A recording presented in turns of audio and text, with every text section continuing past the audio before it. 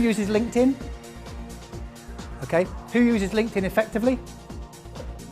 There is a big difference, folks, let me tell you. Anyone that's business to business, particularly, that's a platform that can really pay huge dividends to you.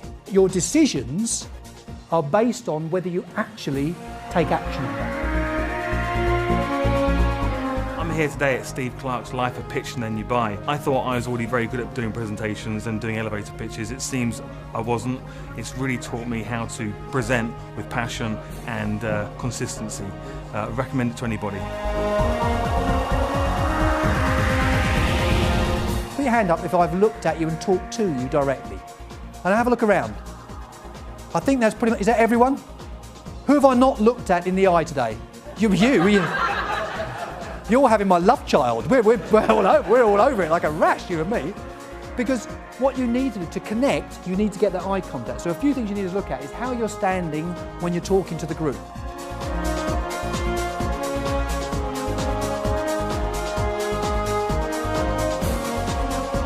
And what I promise you is if you can critically edit as if it was an email, that will be the perfect headline when you're doing a talk to.